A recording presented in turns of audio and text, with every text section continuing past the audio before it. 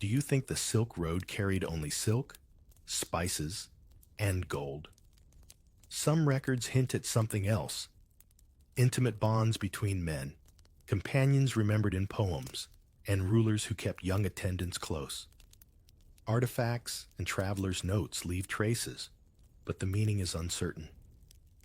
Were these signs of accepted same-sex relationships, or just metaphors we read differently today? The fragments don't give us answers, only questions.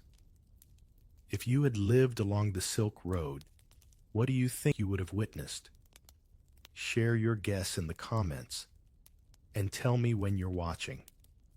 Subscribing is up to you, but the next stories may surprise you even more. You stumble into the noise and color of a Silk Road camp at dusk, and let me tell you, it's not just spices and silk that are being traded here. The tents glow orange from braziers, the smell of cumin and lamb fat drifting in the air, and behind the haggling of merchants, you notice something else. The quiet hum of gossip, the way glances linger a second too long, the stories people never write down but always tell when they think nobody official is listening. This is where history hides its secrets, right between a bag of saffron and a whispered rumor that a certain noble prefers the company of young men, or that a caravan leader's assistant is more than just a guard. You shuffle closer to the fire and watch how cultures rub shoulders in ways books often sanitize. Greeks who came east after Alexander left statues of smooth-faced youths. Persians recited verses about beauty without saying who the beloved really was. And Central Asians laughed loudly, but spoke in code when it came to affection. Have you ever noticed how every marketplace has its own language of winks, shrugs, and playful words? That was true here too. One merchant might slip another a pomegranate with a grin that says more than a price tag. Was it friendship? Maybe. Was it more? People then, like people now, preferred to leave it blurry enough to deny if pressed. A caravanserai courtyard was the perfect backdrop for such things. You picture the scene: camels kneeling with a thud, bells clanking, tired men unloading bales, and others already stretched out in corners sharing bowls of wine. Some travelers stayed a night, some a week, and in that span, loneliness could twist into laughter, laughter into comfort, and comfort into something harder to name. No chronicler wrote, "Two men spent the evening together and felt alive again." Yet hints of it slip through travel diaries in sideways comments. A companion praised for his grace, a host admired for his delicate manner. History isn't blind, it just prefers euphemism. And don't imagine this was a fringe curiosity. Whole dynasties had rulers whose relationships made courtiers whisper. The Tang court in China preserved anecdotes about emperors doting on handsome attendants, and Persian historians copied poems with a wink that, of course, these were allegories for divine love. If that sounds suspiciously like an excuse, you're not alone in thinking so. When someone today explains an awkward text message by saying, "Oh, it was just a metaphor," you raise an eyebrow. So did people back then. They knew metaphors carried weight. Take Abu Nuwas, the infamous poet in Abbasid Baghdad. His verses were traded along the same routes as silk bolts, tucked into manuscripts carried on camelback. He wrote openly of affection between men, and his fame meant his words traveled far. Now, was everyone reading him out loud by fire? Maybe not. But the fact that copies survive in distant oases tells you desire was part of the baggage. It clung to traders' cloaks as surely as the smell of cardamom. Think of it this way. When you're thousands of miles from home, surrounded by strangers, how much of yourself do you let slip in jokes, songs, or side comments? The Silk Road was a pressure cooker for that. Armenians, Sogdians, Indians, Arabs, and Chinese all squeezed into the same space, each with their own ideas about love and propriety. The result was a messy blend of tolerance and taboo. Some cultures shrugged, as long as you're discreet. Others frowned, don't get caught. The real trick lay in reading the room, or in this case, the tent. Of course, there were risks. Religious authorities, whether Buddhist, Christian, or Muslim, set rules about chastity, morality, and public behavior. But rules and reality rarely match. You see it today. Laws may forbid something, yet the very energy of prohibition makes people invent subtler codes. On the Silk Road, that meant a carved cup passed as a gift, a verse scribbled in a margin, or a joke about nighttime companionship that only insiders understood.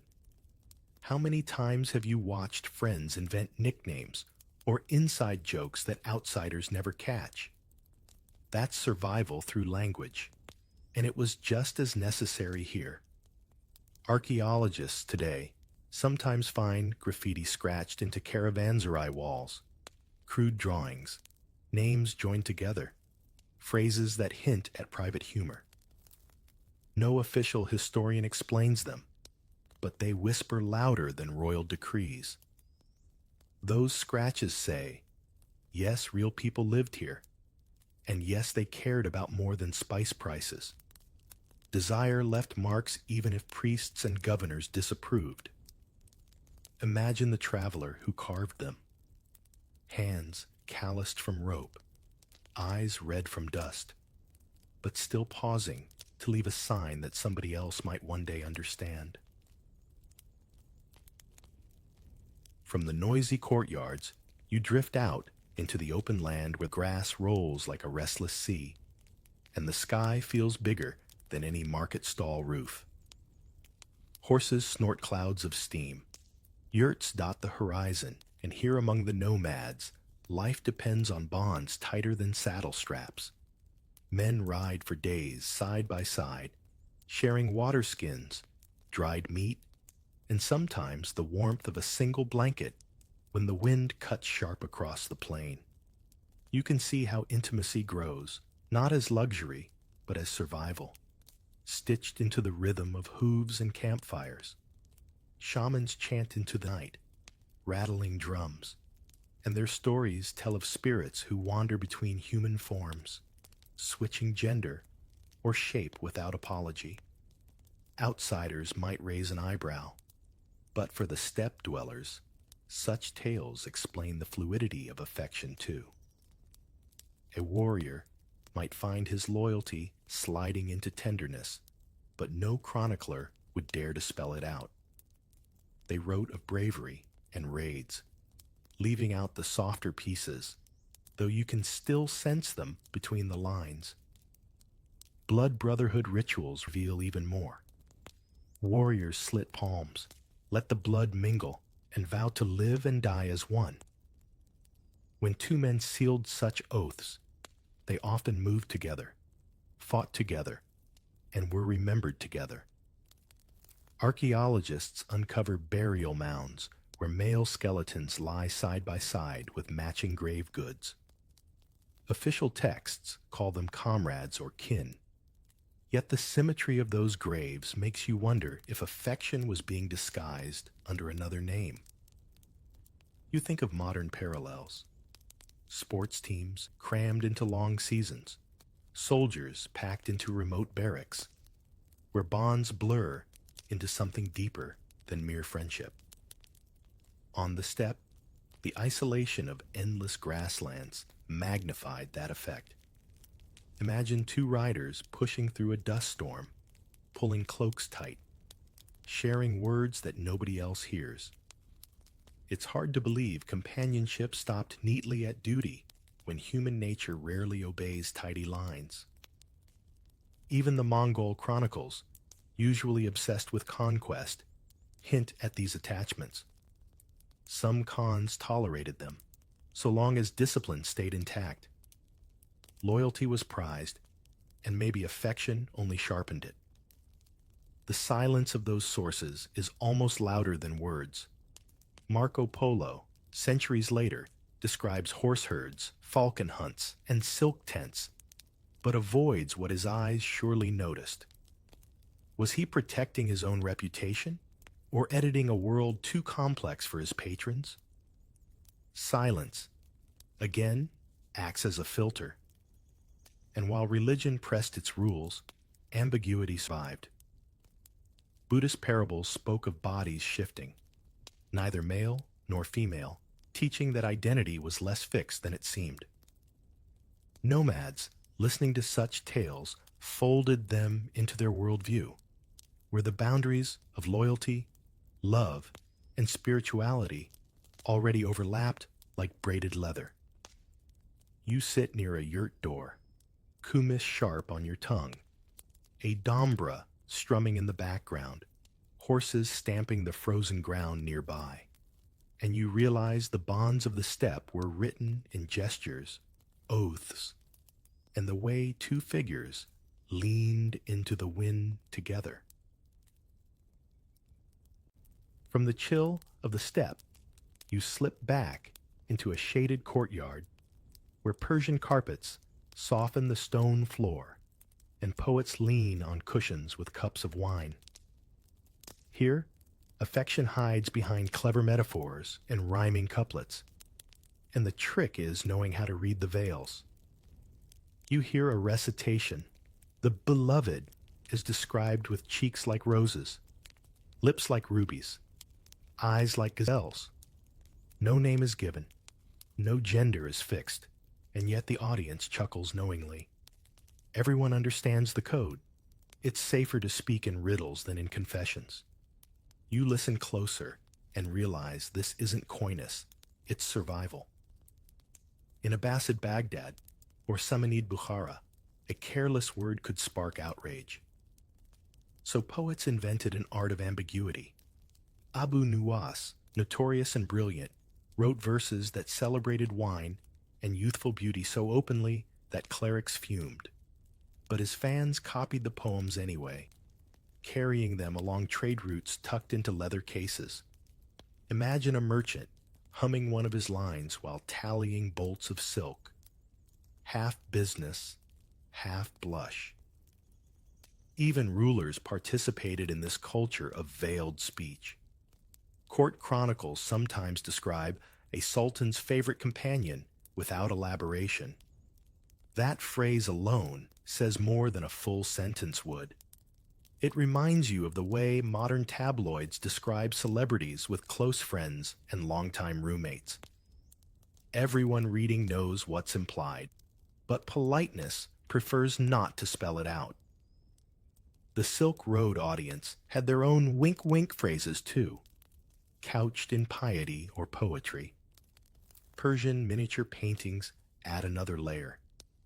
You notice in the margins of illustrated manuscripts, figures depicted in gardens, wine cups raised, faces leaning close. The artists might have claimed they were portraying allegories of divine love, but their brushstrokes lingers on curved lips and tender glances that feel human first, spiritual second. When those books traveled east with merchants, so did the coded messages hidden in paint. Picture a caravanserai in Nishapur. Travelers stretched out after dinner. Someone pulling out a manuscript. Another reciting lines in a sing-song voice. A pause here, a raised eyebrow there, and suddenly the poem feels like more than art. These gatherings doubled as safe spaces where desire could breathe under cover of culture. If you've ever been at a dinner where a joke was told and only half the table got it, you know the feeling. That inside laugh marks the boundary between those who understand and those who don't. The ambiguity extended to music too. Lutes and flutes accompanied songs about longing, and though the lyrics avoided clear declarations, audiences knew how to fill the gaps. Desire hummed through the strings, wrapped in sound so beautiful it escaped censure. Have you ever noticed how a song on the radio can say more with a sigh than with its words? The same principle applied here, centuries earlier, carried on camelback from oasis to oasis. What fascinates you is how these veils allowed affection to survive across diverse cultures.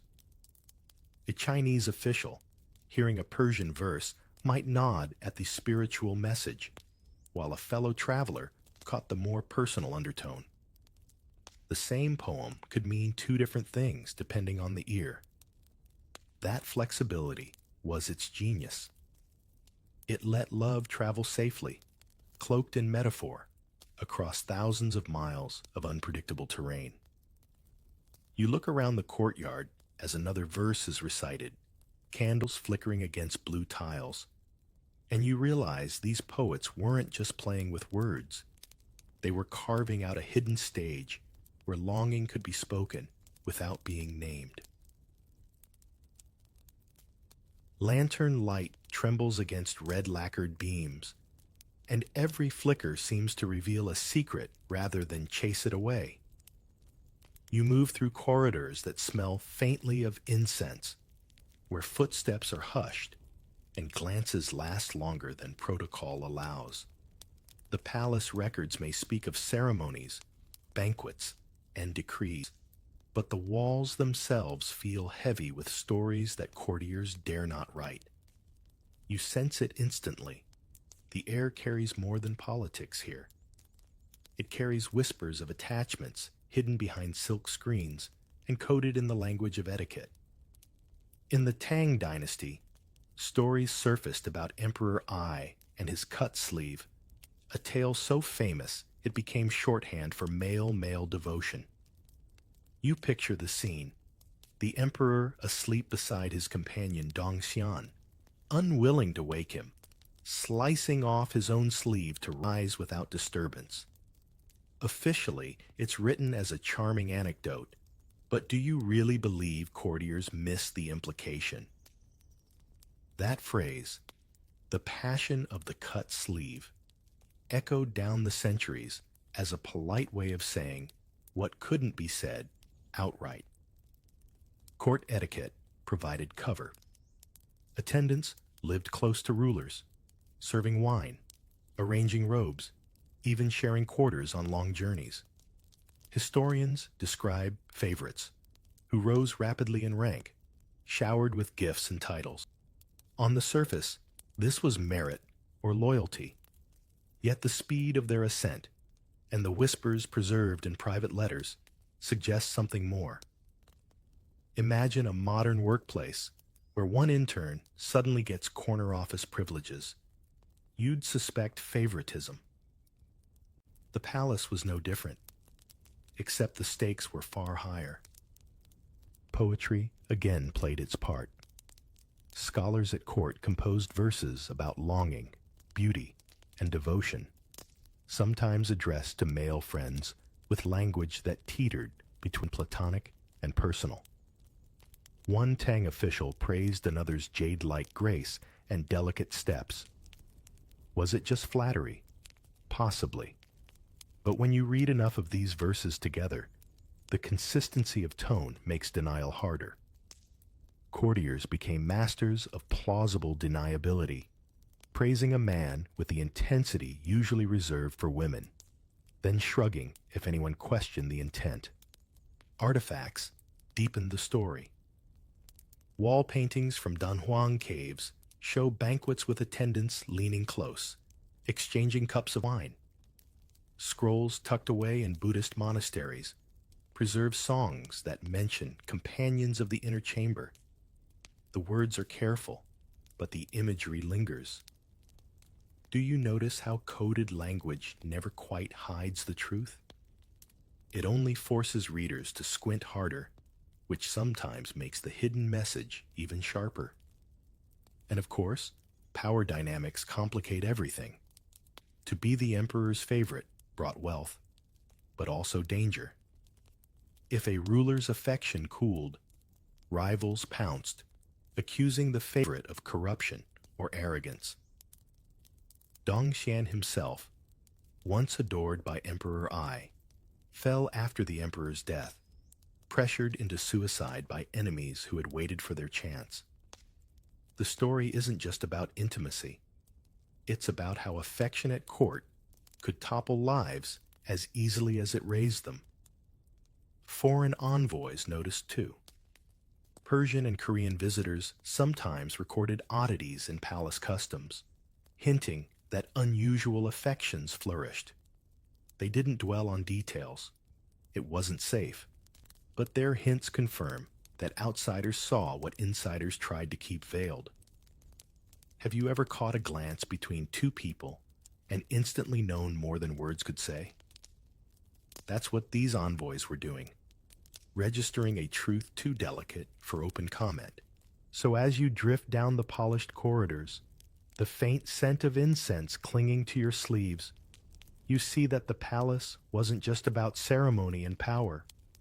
It was also about hidden attachments woven into silk, poetry, and gestures that history recorded with one hand and erased with the other. From the silence of painted corridors, you step out into the glare of an oasis town, where sand gives way to trees, heavy with pomegranates and the sound of donkeys echoing in stone alleys. Caravanserais line the road like fortresses, their thick walls protecting traders, guards, pilgrims, and wanderers who have been traveling for weeks. Inside, the courtyard buzzes with exhaustion and relief. Boots are unlaced, animals watered, and bowls of stew passed around. Yet under this ordinary scene lies something less visible. The way loneliness travels with every caravan and sometimes finds its answer in the shadows. You notice how the layout encourages it. Long corridors of rooms open onto the same courtyard, doors barely separating strangers from one another. A Sogdian merchant snores next to a Greek glassmaker. An Indian pilgrim chants softly as a Chinese trader counts his coins. The thin walls make privacy an illusion, and shared exhaustion creates its own intimacy. A traveler might strike up a conversation with the neighbor leaning in the doorway, voices low, stories exchanged until laughter covers the awkwardness of unfamiliar company. When journeys stretch into months, even fleeting conversations can take on the weight of companionship. Some records hint at this without daring to say it outright. A Persian traveler wrote of comfort found in the embrace of a comrade far from home, while a Chinese monk complained about worldly temptations encountered on the road. Neither admits much, but the hints are there. Nights where loneliness pressed too close, where desire blurred the line between friendship and something else. You might smile at how similar it feels to modern hostels, where strangers meet, swap stories, and sometimes leave with memories more intense than their passports ever record. Wine helped too. Tavern-like spaces existed even within caravanserais, with lamps glowing and dice rattling. There, tongues loosen, jokes stretched further, and rules relaxed just enough for travelers to drop their guard. If you've ever seen a group of business travelers stuck in an airport bar, bonding over delay after delay, you can imagine the atmosphere, equal parts boredom, relief, and hunger for connection. Local culture added its own flavor. In Samarkand and Bukhara, poetry and song were entertainment, and performers sometimes teased audiences with verses about beauty that avoided naming gender. Listeners could laugh, pretend it was innocent, or privately catch the undertone. Caravan life magnified those signals. A gift fruit, a compliment phrased too warmly, an offer to share bedding because the night air is colder than expected. Was it hospitality? Sometimes. Was it more? The answer depended on who was watching. Archaeological traces support the hints. Graffiti carved into the plaster of caravanserai walls show names paired together, rough sketches of faces or symbols of affection. Official chroniclers ignored these scrawls, but they survived where manuscripts burned. You run your fingers across a carved heart, half hidden under centuries of dust, and realize that even in places built for commerce, human longing left its mark. Not all encounters lasted, of course. Most dissolved and when caravans split. One merchant heading to Kashgar, another to Merv, each with their own obligations. Yet even brief connections mattered. Imagine being weeks into a journey, the desert endless, the silence oppressive, and then sharing laughter, touch, or even a quiet night with someone who sees you as more than just another trader. That memory alone could carry a person across the next stretch of sand.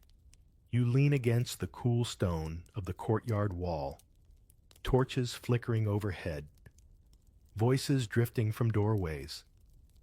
The clatter of bowls fades as night deepens, and what remains is the murmur of conversations that no chronicle records, but that shaped the way people remembered the road. From the dry courtyards of Samarkand, you follow the trade winds eastward, and with them comes something more slippery than silk bolts. Stories. Sailors, monks, and merchants carry gossip like cargo. And when ships dock in Nara or Heian-kyo, those stories take on new color. You stand on the docks and listen as a Sogdian trader repeats what he heard. That in Japan, men write poems to each other scented with incense, and that the court prizes elegance so highly it hardly matters who wears the robe. He squints as he says it, half doubtful, half delighted by how bold it sounds, and you catch the way the crowd leans in to hear details. Among nomads of the steppe, these reports sound like comedy. They laugh at the idea of nobles fussing over paper color and perfume when a saddle blanket seems luxury enough. Yet laughter does not mean dismissal. It means fascination disguised. Have you noticed how people mock what they secretly find intriguing? The same happens here. A horseman who teases about perfumed men of the East might later retell the same story with a glint of curiosity around the fire. Persian merchants turn such tales into entertainment. Over wine, one might perform a dramatic imitation, pretending to swoon over a letter, fanning himself with exaggerated gestures. The crowd roars, but behind the joke lies a truth. That desire can be expressed in ways far different from their own customs. A caravan guard shakes his head, yet remembers the story for weeks, retelling it in Kashgar or Dunhuang until the details blur into legend. Japanese travelers add fuel to the fire. A monk returning through Chang'an describes nobles who judge romance by calligraphy. A court where a perfectly chosen paper sleeve outshines a battlefield medal. He does not call it scandal. He calls it refinement. And you notice the way listeners tilt their heads at that word. In a world where so much goes unsaid, refinement becomes a safe container for longings too delicate to name. Chinese officials listen differently. When envoys return from Japan with diaries praising male courtiers for beauty, the Chinese do not always laugh. Some nod, connecting the reports to their own traditions of poetry and cut-sleeve anecdotes. For them, the Japanese stories are not absurd, but a mirror reflecting practices already half familiar. In this way, the route becomes less a path of goods than a corridor of cultural permission. If others do it, perhaps it is not so unthinkable at home. Religious figures, however, grow cautious. Buddhist monks scribble notes about soft customs they encounter, warning that travelers might be tempted by foreign ways. Their disapproval only sharpens curiosity. When someone insists too loudly that a story must be ignored, it tends to stick in memory. You have seen this, right? The forbidden fruit is rarely left on the branch for long, especially when nights on the road are long and imaginations well supplied. Guild scribes and paper sellers benefit. In port markets, copyists sit cross-legged with brushes and cuttlefish ink, offering to pen a waka in elegant hand for any customer with a coin and a name. A sailor grins, dictates a couplet he barely understands, and hurries away with a perfume slip to show the next tavern. Is the poem good? Not especially. But the idea of it, men exchanging scented lines, travels faster than any boat because it tastes like a dare wrapped as art. Interpreters mangle details in transit. One translator mistakes a seasonal metaphor for confession. Another swaps genders by accident. And soon the same anecdote exists in 3 versions, each certain of its facts. That is how rumors get sturdy, not by precision, but by repetition. A trader hears it in Guangzhou, then again in Fuzhou, and a third time in Ningbo with an added flourish about moonlit bridges. By the third telling, he no longer remembers which part was proof and which part was performance. Meanwhile, dress and scent become souvenirs. Travelers buy Japanese incense packets and lacquered writing sets, then demonstrate their use in inland inns. You watch a rough-handed camel driver carefully open a tiny box, lift a pinch of fragrant powder, and wave the smoke toward a scrap of paper, as if an invisible audience waited to be charmed. He laughs at himself and does it again. Practice makes theater, and theater makes the rumor feel real. Some details grow distorted. One story describes nobles dressing so beautifully that you cannot tell men from women. Another claims that courtiers compete to be more delicate than their sisters. Are these exaggerations? Certainly, but exaggeration is part of the fun. Traders embroider each retelling until fact and fiction weave together like threads in a brocade. What matters is not strict accuracy. It is the sense that somewhere out there, human affection follows rules far looser than at home. On another night, in a Dunhuang guest house, a sailor hums the tune again, while a scribe trims a sliver from a stick of incense. Dice clatter, cups knock the table, someone repeats the bit about perfume and poems. Laughter folds into the splash from the courtyard well, and smoke lifts toward the rafters where dried peppers hang beside coils of rope.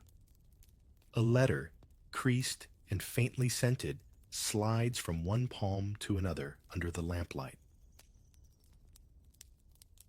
Drums thud low in the night, and chants rise into the cold air, weaving through the desert like threads of fire and shadow. Around the circle of monks, vows of silence and purity feel thinner than the smoke curling skyward. Pilgrims, mystics, and mendicants move across the Silk Road with scriptures strapped to their backs, and wherever they go, the tension between sacred duty and private affection travels with them. Buddhist monks walking from Nalanda to Dunhuang carry sutras rolled in lacquer cases, but they also carry stories of their companions. In one fragment of a travel diary, a monk writes of the gentle voice that steadied me in the desert, a phrase ambiguous enough to escape censure, but warm enough to leave you guessing. Was it merely gratitude or something more? The silence around the line feels as telling as the words themselves.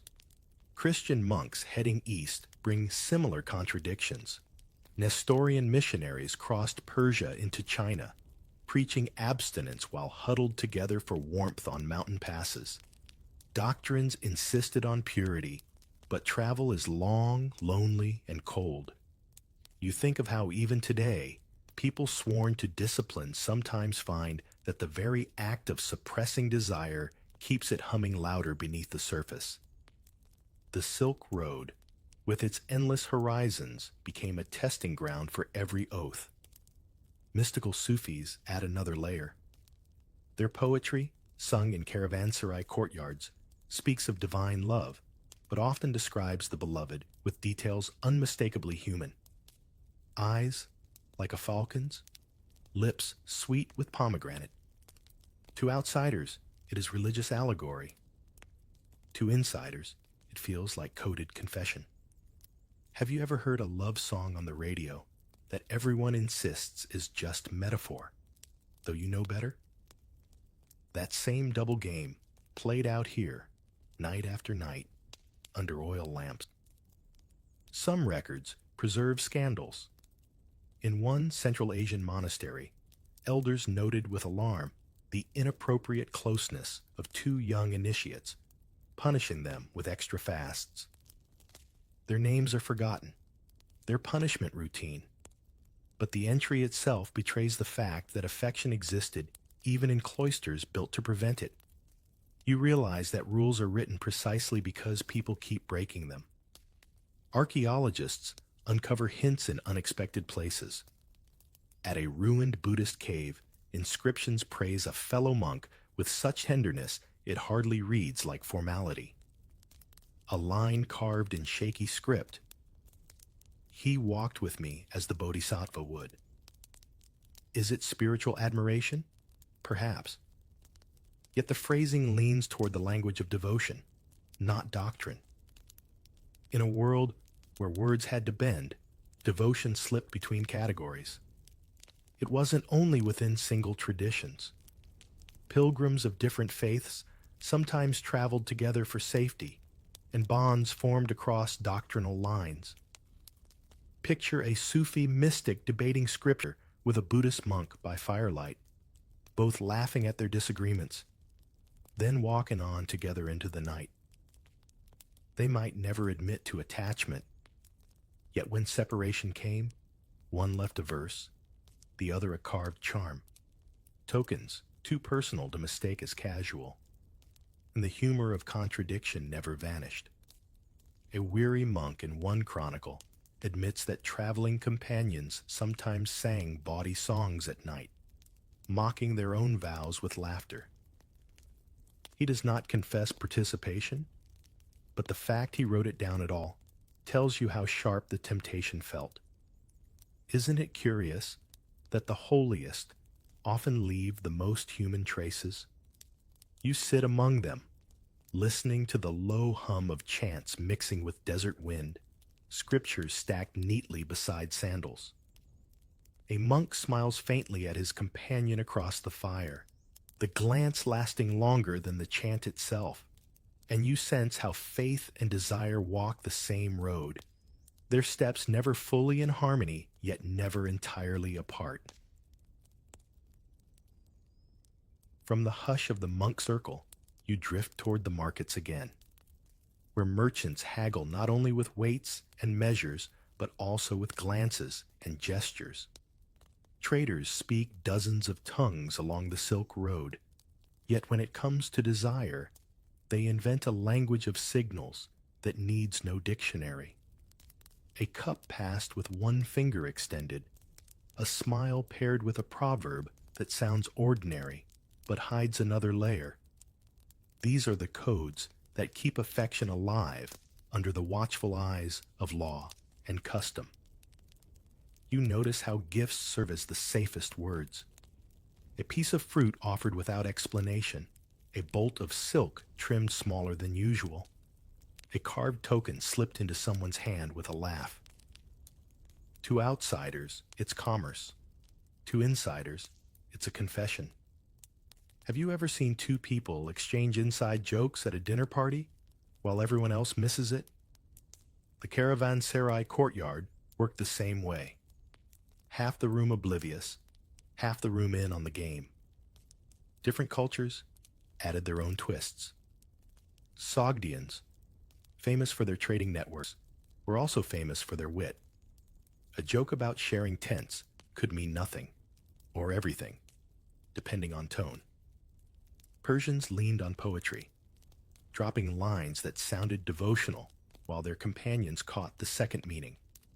Chinese merchants used calligraphy like code, sketching a character slightly altered so that only the intended reader recognized the hint. Even gestures varied: a raised eyebrow, a tug at the sleeve, a deliberate pause in pouring wine. It was theater, and the stage was the marketplace. Sometimes the codes turned into comedy. One anecdote from a Persian chronicle describes two traders exchanging fruit so often that their companions teased, "You'll run out of pomegranates before you reach Kashgar." The chronicler skips over why the teasing mattered, but the persistence of the joke suggests everyone knew. Doesn't it remind you of how modern colleagues tease someone for always fetching coffee with the same coworker? Some signals never change across centuries. Secrecy was necessary, but it didn't always mean fear. For many merchants, coded affection was a thrill, a game of wit sharpened by risk.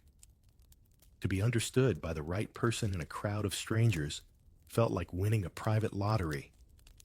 And if the signal failed, a shrug, a laugh, and the gift could be passed off as innocent. Ambiguity became armor. There are traces in documents too. Contracts sometimes list special gifts with no details, amounts far beyond normal hospitality. Was it bribery? Possibly. But some scholars argue these were coded records of personal exchanges that officials didn't want to specify.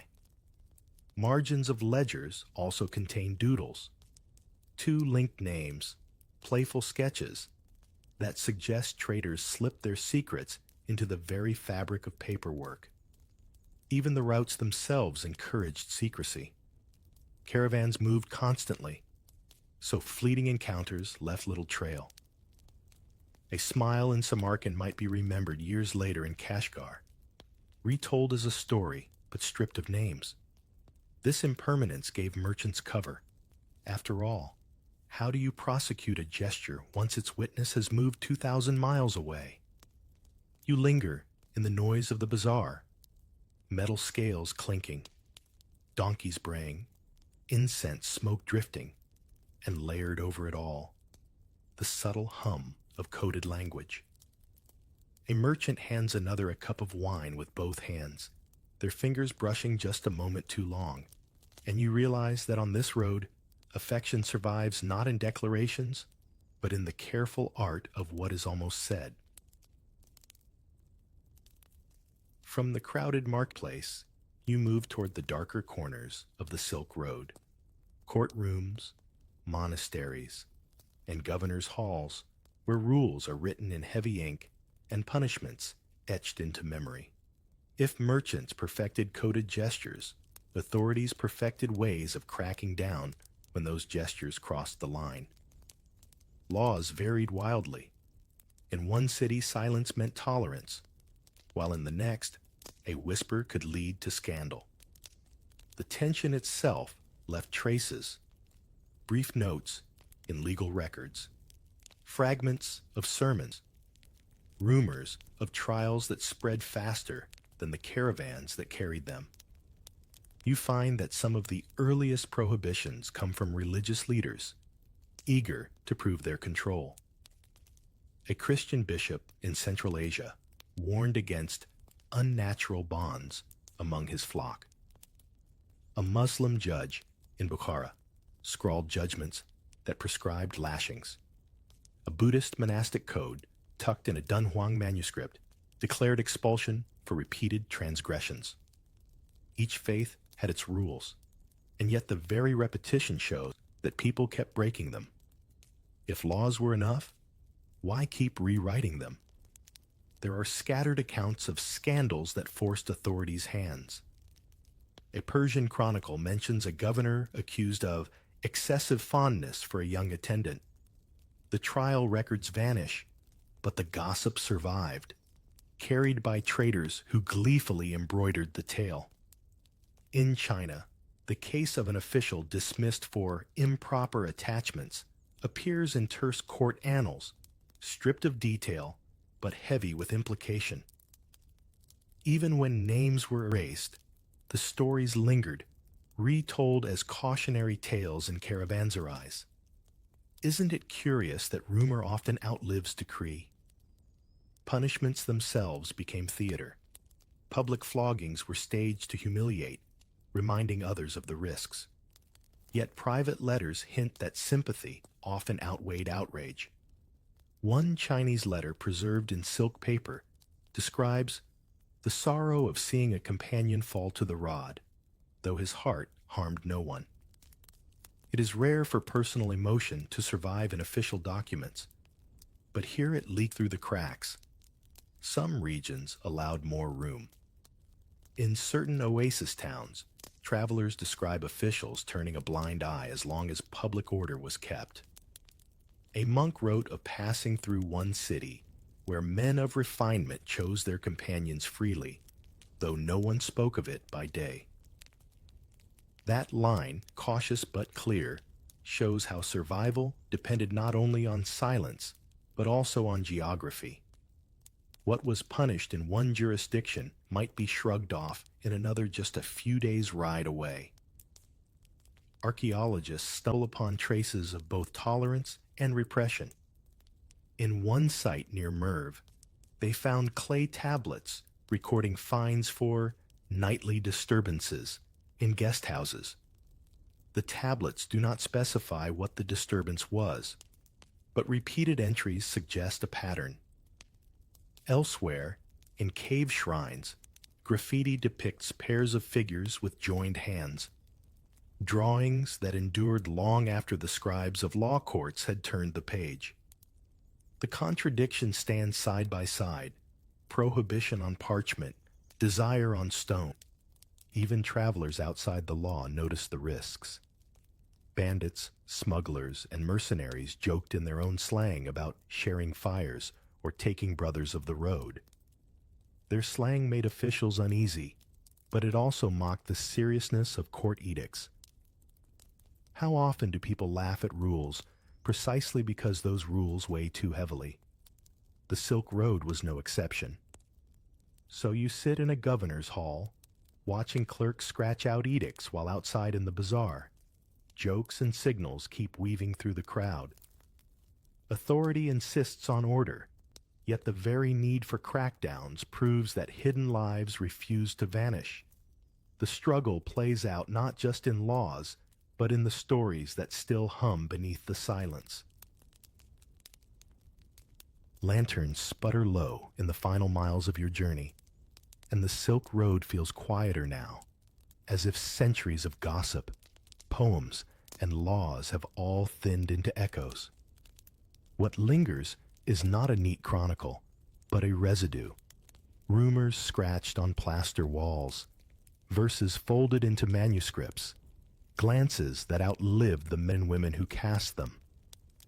Silence itself has become the archive, carrying the weight of stories that were too fragile to speak openly, yet too stubborn to die.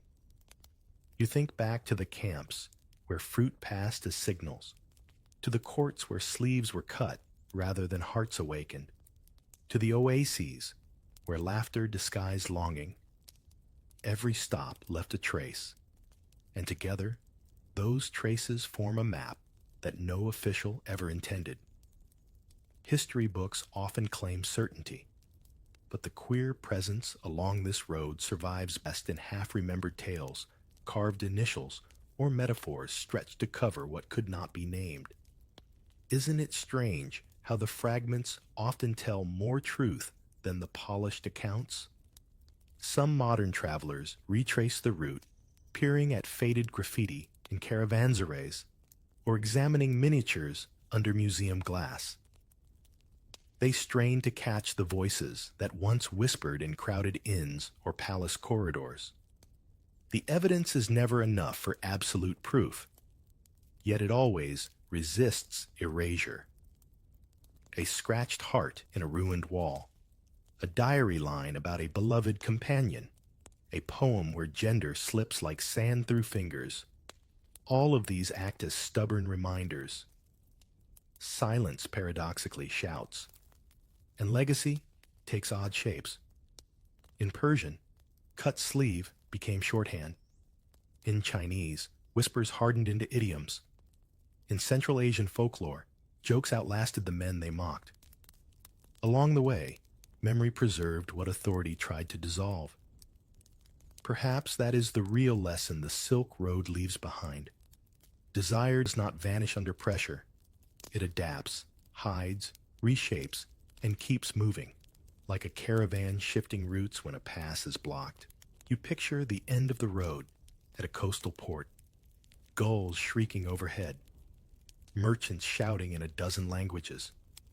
A sailor unpacks porcelain, a monk unrolls scripture, a trader lifts a chest of spices, and somewhere in the crowd, a slip of paper with a poem still passes from one hand to another.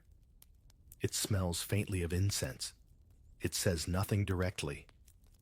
Yet you know it carries the same hidden current that wound from Samarkand to Chang'an, from Dunhuang to Heian-kyo. The Silk Road ends, but the silence it left behind does not.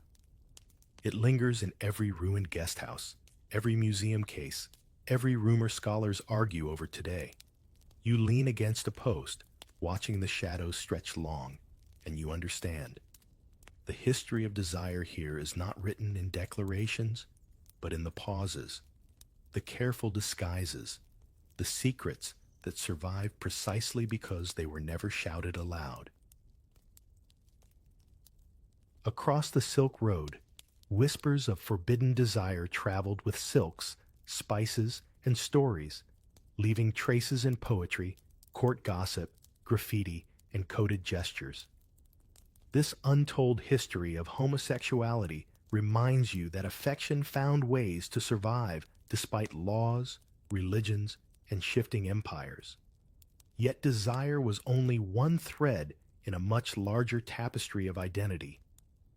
To see the fuller picture, you must now turn toward another hidden force, the role of women and gender diversity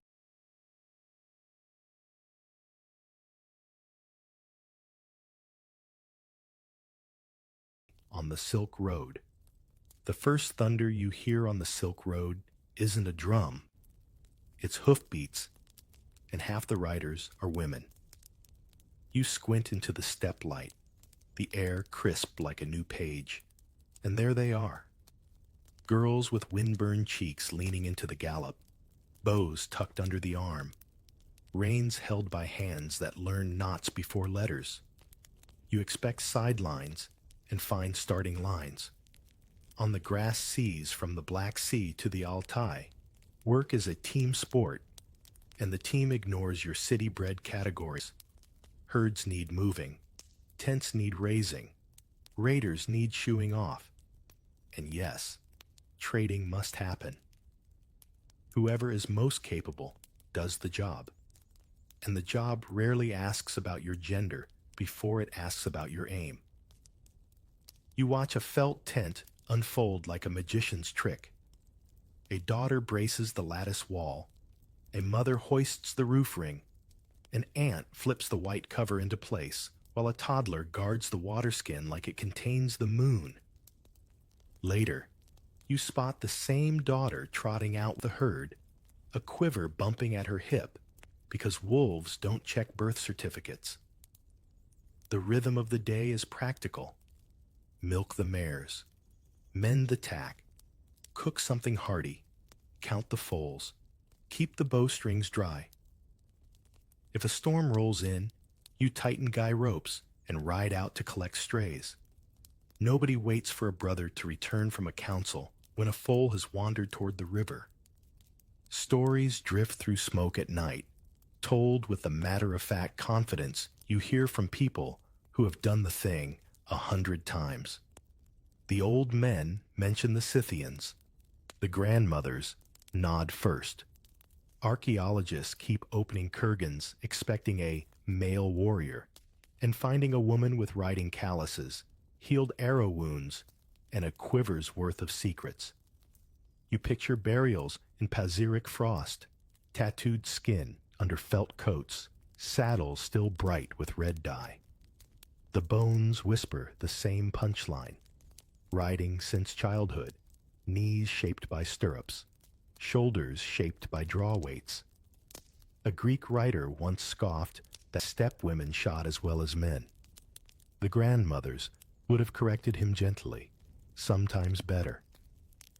The steppe teaches balance because the steppe punishes imbalance. When you move every few weeks, you carry only what matters: food, tools, stories, and people who can help. A daughter who can shoot from a saddle is not an exception. She's insurance. On caravan days, when the felt door lifts and the road beckons, women do the counting, the tying, the bargaining. Picture a knot of Saka women leaning over bolts of wool, while a visiting Sogdian trader tries not to look outclassed. You can almost hear the quiet math. How many lambskins equals that strip of dyed silk? And what's the fair rate if the trader's pack animals are already tired? You roll with a herding party and learn the unglamorous parts nobody writes into poems. Saddles creak, knees ache, chapped hands split at the knuckles. Out on winter pasture, someone has to take night watch, and the lot doesn't care who might be prince in a future legend. One woman douses the embers, another checks hobbles, a third reads the sky like a calendar, noting how Orion tilts toward morning. That same woman may lead a small trade foray tomorrow. 5 hides, 2 jars of curds, and news worth more than both. You're reminded of a modern road crew, where the person with the map and the patience quietly runs the show. Even your phone step counter would bow to this daily mileage. Famous names flicker in and out like sparks from the fire. Tomyris, queen of the massagete, steps from contested accounts with a reputation for refusing to be pushed around. The sources tangle, but the lesson lands. Leadership on the grasslands doesn't always grow a beard. Centuries later, you meet Berta, steady partner to a rising Mongol leader, keeping the camp running like a disciplined supply corps through kidnappings, reunions, and hard seasons. And Kutulun, the wrestler princess whose suitors paid a bride price in defeat, sounds theatrical until you watch a teenage rider here snatch a goat carcass at full gallop with the grip of a smith. The point is not legend. The point is continuity. Belief travels too. A shamanic ceremony drums through one camp. In another, a visiting monk shares a story about patience. Farther east, a Buddhist image rides in a saddlebag with a tin of tea. Regardless of creed, the seasonal clock keeps ticking, and you measure respect by competence. If she reads the clouds better than you listen. If she can splice a broken strap in a windstorm, you hand her the strap. If she can parlay in passable Sogdian and better Turkic, you do not interrupt. Ritual honors the ancestors. Results honor the herd. Markets are the knots in the Silk Road net, and you feel the texture change when you ride into a seasonal fair. Women set out cheese and wool, but also information and introductions. A matriarch greets a caravan master by name, pours tea like a treaty, and glides you through negotiations as if she were ladling soup. Prices rise and fall with her eyebrow. She never raises her voice. She never has to. Somewhere behind you, a girl watches the choreography and practices the eyebrow in the reflective surface of a copper pot. Tell me, would you bargain with her or simply admit she has already won? Training is relentless and unsentimental. A teenager rides a small, tough horse in lazy circles, loosing at a stuffed target whose patience is eternal. Her father calls corrections. Her mother adjusts the bracer. Her older brother throws gentle jibes that cease when she nails 3 shots at a gallop. The horse flicks an ear. The girl strokes its neck without breaking rhythm. Later, she might translate for a merchant from far away, or lead pack animals across a tricky ford, or sit by the doorway of the tent, tracking accounts in her head with the same precision she used on the target. You notice how easily the skills braid: balance, breath, numbers, nerve. Tents encode authority if you know how to read them. The door faces south. The places of honor sit opposite the entrance. The hearth glows at the center. The woman who tends that fire also tends the social map. Who sits where? Who speaks when? Which guest is coaxed toward a story? And which guest is steered toward the exit? Hospitality is diplomacy with wooden bowls and hot broth. Refusing bread can be an insult. Offering a second ladle can be a rescue. If you think soft power is a modern buzzword, watch a grandmother hand a steaming bowl to a traveler who arrived with a bad attitude and leave him with a good one. When a skirmish comes, as skirmishes do on windy frontiers, you witness a choreography that is more defense than theater. Women pull children and lambs behind the carts, then step to the side of the circle with bows unstrung but nearby. Arrows are counted, water skins topped, ponies steadied. Afterward, heads and animals are tallied with the calm of accountants. A scratched arm gets mare's milk and a clean bandage. A careless neighbor gets a quiet lecture about posting double watch. Later that week, the same women braid a new rope and check the carts, because campaigns end, but chores do not. Under a sky so crowded with stars, it feels like a rumor that got out of hand. Stories change shape. A girl hears how an ancestress once outrode a storm, how a grandmother brokered peace by noticing who hadn't eaten yet. She falls asleep between a saddle and a travel chest, stiff bow under one hand, the day's bargains under the other. You lie awake a little longer, listening to horses crop the grass, wind comb the felt roof, and a lullaby that doubles as a work song. City rules, you realize, are excellent for cities. Out here, the rules adjust to weather, distance, and the person who can get you safely to water. And tonight, that person has windburned cheeks, a steady seat, and an eyebrow that can set a price from 20 paces. By morning, that famous eyebrow is open for business, and the street seems to rearrange itself around it like tents around a hearth. You drift into a bazaar that hums before the sun clears the minarets, donkeys steaming in the cool air, baskets of apricots wearing dew like sequins, the clink of brass scales tapping out the day's first compromises. If the steppe was a classroom in balance, the market is graduate school in leverage, and the professors wear aprons. A matriarch with a ledger-bright gaze flips a bolt of indigo, so the light catches the weave. She already knows what you'll pay. She's just letting you discover it gracefully. Her daughter weighs saffron threads on a scale so sensitive a sigh could tip it, while an aunt counts strings of coins by running them over a knuckle. The world's earliest fidget toy, with a very serious purpose. You pass a row of stalls where women run inventories in 3 languages, sometimes 4. Turkic for prices, Sogdian for contracts, Persian for gossip, a crisp Chinese for weight and measure. The names of weights come like a nursery rhyme: miskel, caddy, gin. And you can tell who grew up under which tax officer by how they round. In one corner, a young seller from a caravan family rehearses her day's arithmetic with the intensity of a musician checking a tree measure.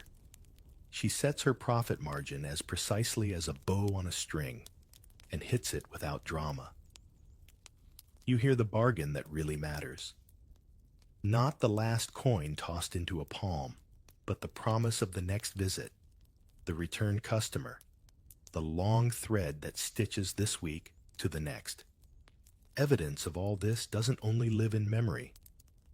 In the desert towns where paper survives like a camel survives a dry year, you find lists, dunhuang and turfan, grain loans recorded in a neat hand, pledges of silk, receipts for lamp oil and barley, some signed by women who own the shop door.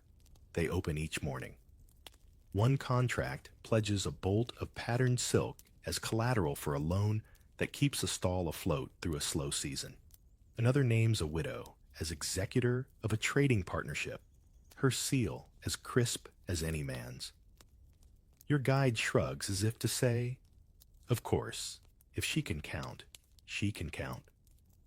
Why would the ledger care whose thumb leaves the red print? And then there are the Sogdians, Silk Road's rumor network in human form. Families stretch from Samarkand to the Tang Court like merchant vines. And when the men vanish on long-haul trips, wives and mothers keep the vine pruned and fruiting. Letters travel ahead of caravans, full of weather, rates, the price of musk last week, the quality of this year's Chinese paper. You catch a line dictated by a matriarch, send the new apprentice, not the lazy one. The walnut harvest looks light. Do not overpay for glass beads when lapis is about to fall. Half instruction, half affection, entirely the voice of experience. If you've ever watched a small family shop run on group chat and shared spreadsheets, you've basically met this kinship firm. Just swap emojis for wax seals. Dowries. They're not just dresses and hopeful songs. They're movable banks. Silk is an account you can fold, hem, and hide. A mother pulls a chest from beneath the platform bed and lifts out a roll. Plain twill on the outside, luminous pattern within. Calculated to travel, be cut down into gifts, or pawned into capital. Textiles talk in a language older than coins. Weave equals worth. Dye equals distance. Pattern equals promise. A shrewd woman can change the family's risk profile with a single purchase of a rare shade, betting on a wedding season 2 towns away. You pause where spice sellers create perfumes for purse strings and patience. A merchant from Kashgar sniffs a blend and tries his luck. The stall holder smiles without conceding. The haggling is theatrical, but never cruel. More chess than tug of war. She starts too high. He counters too low. They orbit a number, like planets easing into a stable lane. When they land, there's tea. Always tea. Because a concluded bargain without hospitality is like a saddle without a girth strap. Technically workable, unsafe in practice. Question for you. In your own life, when was the last time you thought you were buying an object, but what you really bought was a relationship? Not every matriarch sits behind a counter. Some run the books for caravans that arrive like minor weather events.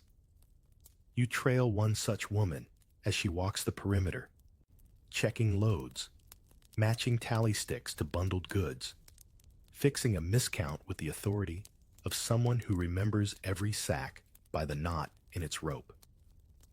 She allocates gifts for customs officers and temple caretakers because road taxes aren't always paid in coins. She places a novice with the most honest porter and the most fragile cargo with the calmest camel. It's logistics as choreography, and she is both stage manager and lead dancer. Occasionally, you recognize a famous name passing like a shadow through local talk. In one city's memory, Wu Zetian's distant policies made new space for powerful women to be visible without apology. In another, Empress Dowager Borte's steadiness became a template for market patience. Don't panic at a price spike. Wait, then buy. In Timurid days, you hear about Gohar Shad's building projects, how a patroness can turn cloth and coin into schools and domes, and how a market day warms when a woman with resources backs a new craft. Are these precise precedents for every town on the route? Not always. But the idea that women's authority can be public, funded, and elegant circulates along with the bolts of silk and the bundles of paper. The bazaar has rules, and women know where the rules flex. Market inspectors patrol with their straight sticks and straighter faces, checking weights, prodding loaves, peering at the stamped seals on dyed cloth. Fines are posted, stories of that one time are even more carefully posted. Yet watch a grandmother smooth a situation before the stick arrives.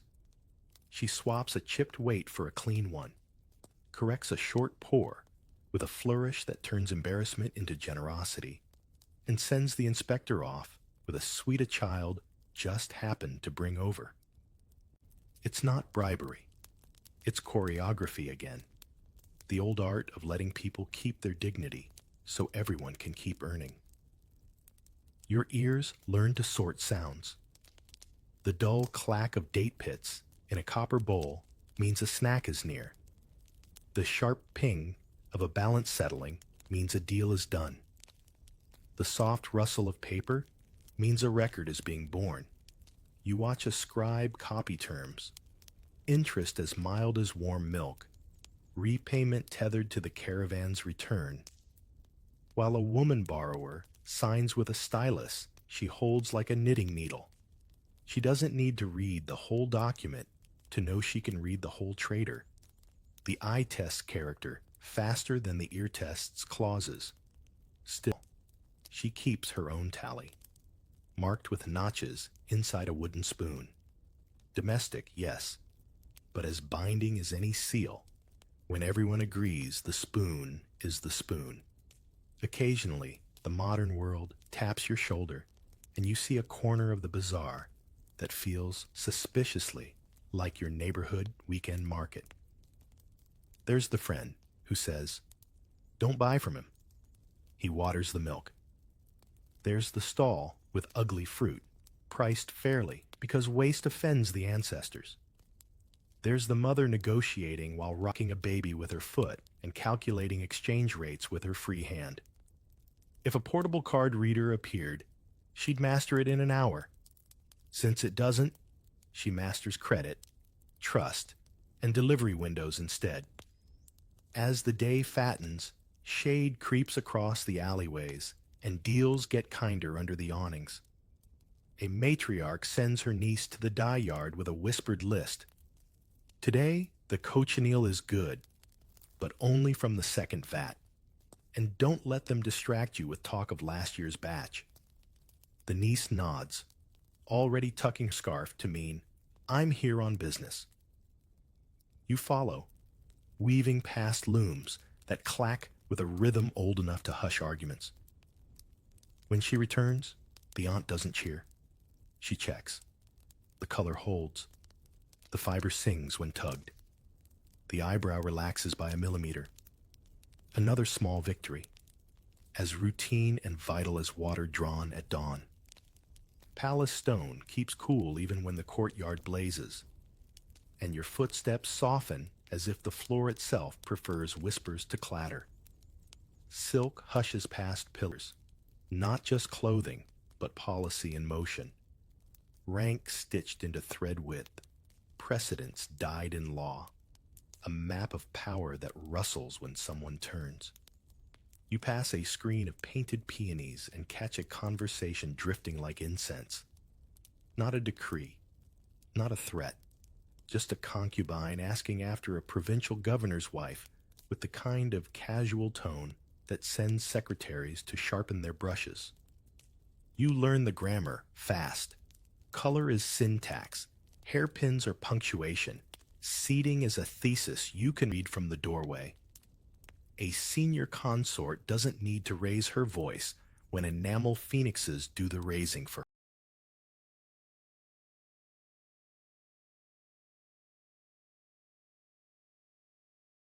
her. When she pauses by the lacquer table, petitions lift their little sleeves and bow. The emperor's decisions may take the headline, but the subhead is often written in softer ink by the people who pour the tea, control the audience list, and decide which courier gets a cushion and which courier gets a long wait in a windy corridor. Silk is currency here in more than one way. Tribute rolls in, bolts from Shu, twills from the Jiangnan looms, patterned kisi that make even jaded chamberlains glance twice. Palaces are warehouses of influence, and women keep the inventory with an attention that would terrify a modern auditor.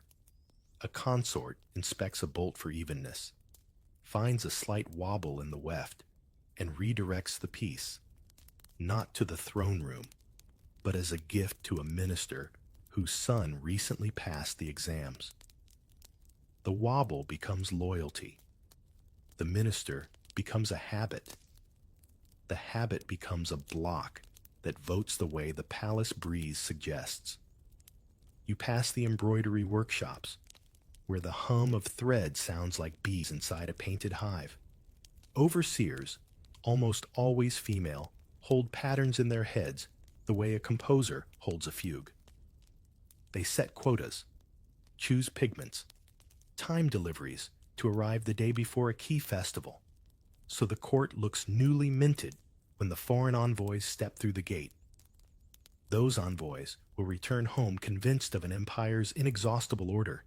They won't know the order had a deadline and a woman with a firm jaw who refused to accept uneven couching stitches.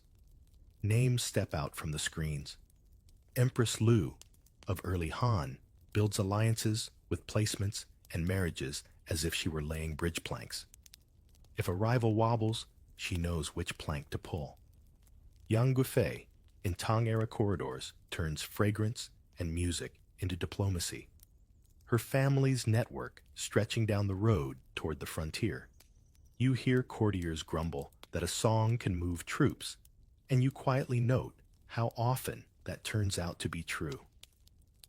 Sorgagtani Beki, in a Mongol context, studies budgets with the cool patience of winter light and steers her sons toward literate governance, the kind that requires sutras and tax ledgers to coexist without shouting. Later still, Chabi, wife to Kublai, urges tolerance toward craftsmen and clerics, a soft hand that steadies a big, swaying project of rule. Centuries down the hall, Empress Dowager Cixi learns the architecture of the audience chamber so well that the chamber begins to resemble her handwriting. The palaces are not the same place or time, but the lesson repeats in different silks. Don't underestimate a person who decides where the curtains open. Eunuchs float through this world like commas, small marks, decisive pauses. Women understand that a well-placed comma changes a sentence. A favored attendant carries a message to the secretariat at the hour when the recipient is least offended by crowds and most receptive to gentle reason. Another delivers a robe of exactly the right weight on a cold morning to the clerk who has been stalling a much-needed shipment of horse tack.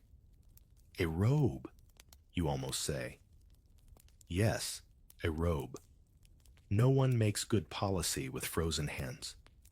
The palace is also a travel agency of sorts.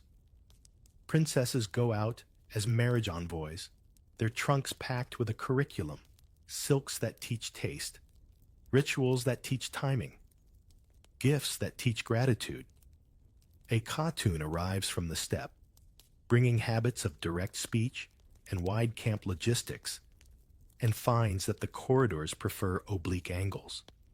She keeps her directness, adjusts her gait, and learns which turns carry the most wind. Do you think she ignores the caravans? She does not.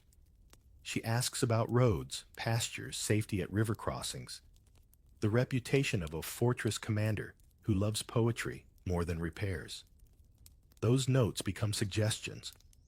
Those suggestions become routes that avoid hungry bandits and arrive with fresher horses.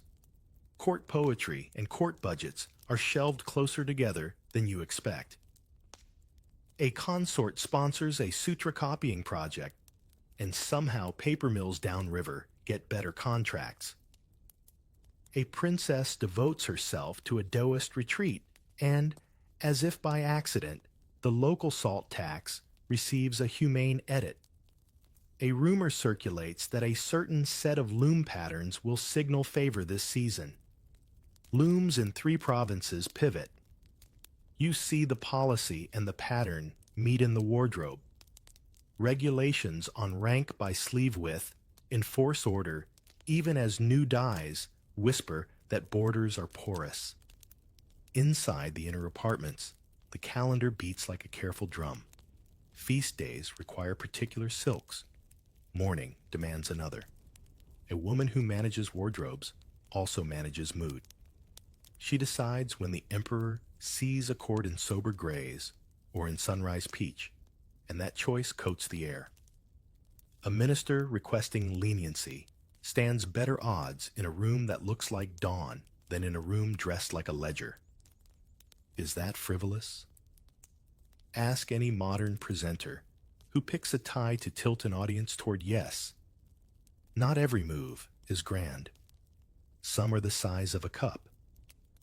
A tea bowl arrives at a scholar's table with a stitched cover bearing a tiny emblem from the noble consort's apartments. The emblem is accidentally visible when he carries the bowl into a conversation with a rival. A fan, offered in summer, returned in autumn with a new poem, circulates 6 lines that soften a disagreement before it grows legs. Call it subtle. The palace calls it Tuesday. The pressure is real, and the math is ruthless. Favor is a temperature. It rises and falls. A woman who survives does more than adorn. She reads dispatches, even if she hears them through a wall. She keeps her own accounts in the safe currency human memory. Which clerk once borrowed a book? Which stable master resents the quartermaster? Which translator pines for a transfer to a city where the dates are sweeter? She offers help before she's asked, and never presents a bill. The ledger balances itself when people discover they prefer her version of the day. Sometimes the corridors flash with crisis. An envoy offends protocol. A prince's birthday collides with a drought. A comet dares the sky to be calm. In those moments, silk is armor. Not the kind for blades, the kind for panic. A woman who can set the room's pulse by walking in at exactly the right speed brings the heart rate of an empire down 2 beats. She suggests a festival with modest expense and maximum gratitude. She chooses gifts from the tributes already on hand, turning excess into relief. She frames mercy as tradition and prudence as piety, because arguments dressed as virtues get through gates that bar other guests. You pause near a window where the light slants warm across a pile of petitions tied with ribbon the color of lotus roots. A junior attendant murmurs a summary of each, while an older woman marks 3 with a fingernail and slides them to the top. The emperor will never know why he read those first. He will only know that the morning felt brisk, the work tractable, the state mercifully less chaotic than yesterday. Will he suspect the selection? Maybe. Will he object? Only if he's bored of good timing. Out in the audience hall, drums begin their polite thrum. The day stands up straight. Robes are checked, girdles adjusted, hair smoothed until it could reflect policy. You stand to one side and realize that you've been measuring power wrong in loud units. In this building, the meter is quiet. Influence is the art of choosing when the curtain lifts, which song begins, and whether the key modulates before the third line or after it. When the doors open and the procession uncoils like a careful scroll, your eye finds the woman who placed the first pin in the first sleeve before dawn. And you understand that some edits are so early, they look like origins. The first bell doesn't ring, it blooms, low, round, and steady, like someone set a copper sun humming inside a cave. And you feel it in your ribs before you hear it in your ears. You step from glare into cool shadow, and the walls begin to move. Deer with cloud hooves, guardians with cinnamon halos, donors in silk filing forward forever. Paint on plaster holds more traffic than the road outside, and half the donors are women, wives, widows, daughters, hands folded, names inked in small, business-like characters that say, "We paid for this light." In Dun Huang, paint is a ledger, and the ledger remembers everyone. A note in a margin thanks a cloth merchant's widow for lamp oil. Another blesses a scribe's aunt for paper. Another records a nun who copied sutras until her wrist feathered into pain, then kept copying anyway. The famous library cave once held their work, stacks of careful breath tied with cord and hope, a paper caravan. Out past the oases, the religion of wind and hoof keeps its own appointments. You ride with a night party and see a shaman, yes, a woman, lift a drum as if she were raising a doorway. Her headdress is hung with metal mirrors that blink the stars back to themselves. The drum beat isn't a performance, it's a bridge. She speaks to the herd's luck, the traveler's needs, the weather's intentions. No one asks whether this qualifies as theology. Tomorrow's pasture is the exam, and her answer decides if the foals keep weight. Among Turkic and Mongol peoples, women often hold this role. Udugan, keeper of crossings, because the spirit traffic ignores your neat categories, like a camel ignores a city speed limit. You find a Buddhist monastery tucked into a cliff where ladders count as public transit. The steward is a woman with a ring of keys and a voice that can out-argue wind. She orders flour, hires roofers, assigns novices to fetch water without losing the entire morning to gossip, and somehow persuades a wealthy textiles dealer to fund repairs with a donation sized like a festival. In the scriptorium, a nun smooths a sheet of fine paper, breathes, and pushes a brush across the page. Colophon. Completed by the bhikshuni so-and-so, for the health of her mother, and for travelers on the road. If you've ever sent a message into a group chat and thought, "May this reach the right hearts," you understand what she's doing with ink. Sometimes, a legend steps forward with surprisingly practical shoes.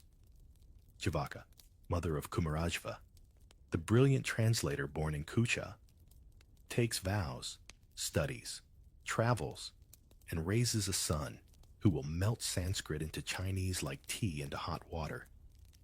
She's the reason, a century from now, a courtier can quote the Diamond Sutra as smoothly as a price list. Princess Wencheng, riding toward Lhasa with statues and ritual calendars, appears in stories as a cultural envoy and a logistics miracle. The crates do not carry themselves. Along later stretches of the road, Sorgagtani Beki, Christian in a Mongol world, funds scholars and clergy with the same steady hand she uses to balance taxes, administration as devotion. You notice the pattern. Women who turn belief into infrastructure so gently the buildings think they sprouted. In market towns, the spiritual economy shares alley space with the spice dealers. A Taoist priestess rolls open a bundle of talismans the color of egg yolk and night. She's part healer, part counselor, part compliance officer for the unseen. People bring worries heavy enough to dent a tray, a caravan master's string of bad luck at river crossings, a child's dream of a fox with two human eyes, a shopkeeper's fear that his ledgers are attracting more attention than customers. She writes a charm in strokes so composed they could hold up a roof beam, then quietly recommends the sort of practical act that looks like ritual's twin. Pay the porter fairly. Clean the threshold. Stop hoarding stale incense. Soft voice, firm results. You pause by a small Nestorian chapel that shares a wall with a caravanserai and apparently a long memory with the kitchen. Lamps give butter-scented light. A deacon reads in a Syriac that tastes like dates. Women sit close to the back and closer to the door, not out of exile, but out of habit. Some of them run shops and can't spare a slow exit. One owns a parcel of land that keeps the chapel in repairs. Another has a cousin down the road who can source linen without scandal or price gouging. Clergy here don't always look like power. The endowment list does. You've learned to read ledgers like scriptures and scriptures like ledgers. The notes agree that faith survives on wood, cloth, oil, and women who can find all three before noon. At cave shrines, the guardians double as docents, and today's docent knows where the paint hides a story you'd miss. Look, she says, voice safely bored, there's a line of women patrons behind that saint. You blink, and the procession resolves. Married hair, widow's hair, a girl standing on tiptoe to be tall enough for the painter. The woman slides a reed pointer along an inscription, and you catch a phrase. For the sake of those who travel. She taps the pointer against her palm the way a market aunt taps coins and asks if you're traveling far. You surprise yourself by answering as if you were telling your itinerary to a cousin. Monastic rules can sound like they're written in stone, but on this road, the stone learns to bend.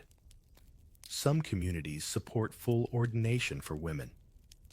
Others don't, but leave loopholes roomy enough to carry a cart. A house of Buddhist nuns near Khotan cultivates mulberry leaves, sells thread, copies sutras to commission, and honors donors by embroidering tiny, perfect characters into the borders. Do you need scholarly footnotes to trust that this happened? You can see the calluses. You can smell the boiled glue. You can hear the low hum that starts when people who work well together fall into the same breath. Ritual calendars travel with caravans as surely as sacks of pepper do. You watch a convoy pause at dusk. Someone lights a butter lamp. Someone else turns a small prayer wheel. And a woman at the rear gate looks up at the first star and whispers a verse she grafted into her childhood like a windbreak. The camp hushes for a moment that never asks your opinion about belief. Then the stew pot demands onions, and belief waits politely. A shaman's rattle clicks. A monk adjusts a robe. A merchant decides the soup needs more salt. A nun checks that the lamp will not set the tent alight. Spiritual life here is not a separate room. It's the ventilation. There are abbesses with the political sense of a fox who has read the trapper's diary. One negotiates winter firewood from a governor by offering to copy a sutra for his ancestors, and then landing the manuscript on his desk early with the kind of perfection that shames delay. Another rehomes refugees in guest cells, and then calmly presents the district with a bill labeled merit and grain, line items equally non-negotiable. When critics grumble about women in authority, she smiles the way a river smiles around a rock and keeps the accounts. You watch a healing rite where the tools are simple: water, breath, timing. The healer is a mother who became famous for getting fevers to bow and for talking nightmares into telling their true names. She calls on local spirits and on a saint with a traveling reputation. She hangs a charm not because the charm is magic, but because the child trusts the flutter at the bed frame, and trust is, frankly, the oldest medicine on the route. Afterward, she sends the family home with a sack of barley and instructions to feed their guests better. You've noticed how often hospitality turns out to be the answer key to problems that look stickier. Sometimes the road itself feels consecrated. You pass a tree with ribbons tied for safe returns. A woman stops, pulls a strip from her sleeve, knots it with the practiced flick of a market tie, and keeps walking without fuss. You recognize pilgrims by their feet. Patched sandals, purposeful pace, and by the way, they notice small things, like the polite behavior of shade. A nun passing in the other direction gives the pilgrim a handful of dates and receives nothing but a grin that adds a room to your chest. By late afternoon, the bell that bloomed at dawn cools to a pewter note. The cave breaths steady. Smoke threads climb the air like someone is writing a slow letter to whoever needs most. A guardian leans a broom against a wall.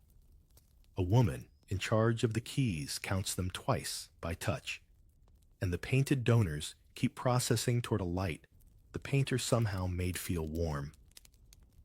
Outside, camel bells pick up the rhythm, and sand remembers how to be soft under careful feet.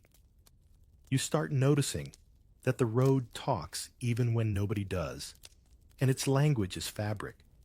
Folds as verbs, seams as commas, color as an accent you can hear with your eyes. In the city alleys, sleeves tell you rank before voices try. A woman hurrying past in Tang-style rukun, skirt like a painted wave, jacket cropped high, shawl drifting, signals a court-loving quarter, while her neighbor wears the tighter hu coat, a frontier import with practical cuffs that don't dunk themselves in soup. Officials are theoretically the ones with dress codes, but bazaars enforce their own, subtler rules. A belt heavy with plaques means you don't need to shout. Shoes dyed a little too ambitiously mean you're new money and brave. Purple? Historically, the color that picks you, not the other way around. Imperial regulations reserve certain purples and scarlets for people with paperwork and excellent ancestors. And tailors learn exact shades the way innkeepers learn faces. Step outside the walls and trouser logic takes over. Riding pants whisper that the road is bumpy and nobody wants a skirt in a stirrup. Khitan and Yurshan women prove the point at a canter and Mongol deal. The long wrap coat fastened to the right works on anyone who might need to vault a ditch. Watch a bride in a Mongol camp don the towering Bakhta headdress, hair hidden inside a cone like a personal lighthouse. That silhouette is both fashion and announcement. Household status, alliances, and a mother-in-law who expects good herding stats. Does it look heavy? It is. Is the neck strength part of the training? Also yes. Oasis towns design their own dictionaries. In Khotan, silk speaks loudly, of course. It's the home industry. But the patterns tell jokes you can only get if you grew up here. Roundels with paired ducks drift across a woman's robe like inside references to long life.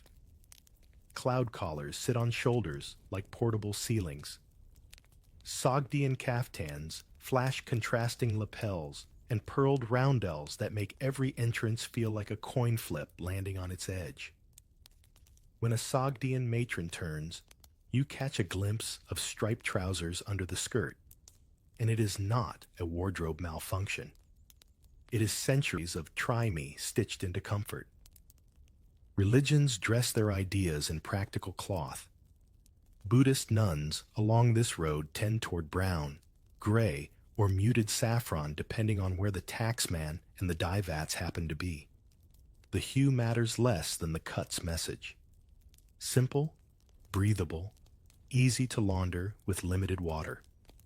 Taoist priestesses favor layered whites that look like mist taught to fold itself, with a sash that can serve as rope, bandage, or quick altar dressing. Christian women in Syriac communities embroider small crosses where only the attentive will see, on a cuff's underside, at the hem where fingers pray. Zoroastrian households keep the sudra, white undershirt, and the kusti cord, daily reminders knotted quietly, more habit than billboard. Ask yourself, which signals do you wear that only your people read? Veils vary like dialects. In early Islamic centuries across Transoxiana and the Tarim Rim, modesty norms tighten and loosen with rulers, climates, and family taste. You see light shawls drawn forward in wind or in prayer. Faces open in yards, covered more fully in alleys. Not because a single law decrees it, but because neighborhoods are ecosystems with barometers set by aunties. Centuries later, in Bukhara and Khiva, the Parangi cloak and its horsehair Chachvan face screen take over elite streets. Farther east and earlier on this road, you mostly see scarves doing what scarves do, shielding skin, carrying babies, holding onions. The same cloth that covers hair in one lane becomes a sling 2 stalls later. Ideology meets grocery list, and the grocery list often wins. Sumptuary law is the empire's way of arguing with wardrobes. Edicts declare that only certain ranks may wear gold hairpins shaped like phoenixes, that sleeve widths must match an index, that shoe colors behave. Reality replies with a wink. A merchant wife tucks a phoenix into her box, wears a silver cousin in public, and considers herself both loyal and well accessorized. In song streets, prosperous shopwomen favor fine hemp and blue-dyed cotton with stitched elegance a censor can't indict. In later Yuan courts, Persian brocades slip into wardrobes with the casual entitlement of a dessert that obviously belongs after the main dish. The law says, don't. Trade whispers, maybe. Tailoring says, watch me. Cave murals freeze fashion in perfect, paint-safe weather.